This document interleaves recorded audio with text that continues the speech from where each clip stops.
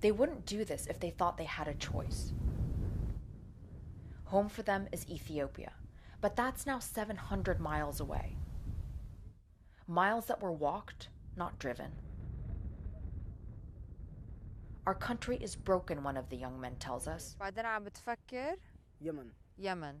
From Yemen, he says, he can get to Saudi for work, to send money to his mother.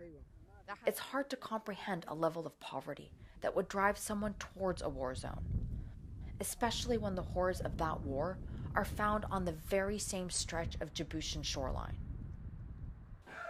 Mangar's wife and daughter were killed in a mortar round 8 months ago.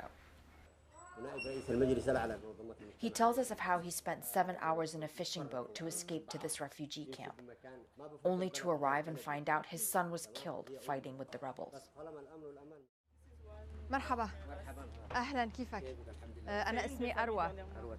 Najib and his family just arrived. Over the last 5 years, around 25 relatives and neighbors in his village were killed. كانوا عايشين بنفس منطقتكم. In the same area, we ask? Yes, he responds. Homes were destroyed, schools, mosques. He remembers seeing migrants trying to cross through Yemen. We would say, don't go. They say, God is with us. Just across the road at this transit center, there are hundreds of Ethiopians waiting to be repatriated home. Hundreds who wanted to make the trip to Yemen. 13-year-old Mua says he was stopped by police before he could get on the boat. Says he didn't know there was a war in Yemen. And neither did the other children here. They didn't know about the bodies of migrants that have washed up on Yemen's shores. They don't know about the bombs, bullets, mines, or mortars. Even the adults, it seems, don't fully understand what lies ahead. And even if they do, it doesn't seem to matter. At the last stop before Yemen, they gather under trees for shade and protection from the wind and wait for the smugglers. They were just saying, maybe there is a war in Yemen, maybe there isn't. And I said, no, there is a war in Yemen.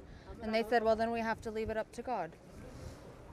This is, after all, a historic migrant route. And too many of these men have relatives who made it before the war. At dusk, the smugglers arrive to herd the migrants like cattle up the hill and towards the sea. One of them tells us he sends groups as big as 200 across to Yemen in a day. We ask to follow, but he warns us away.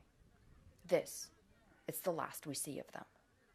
Arwa Damon, CNN, Obok, Djibouti.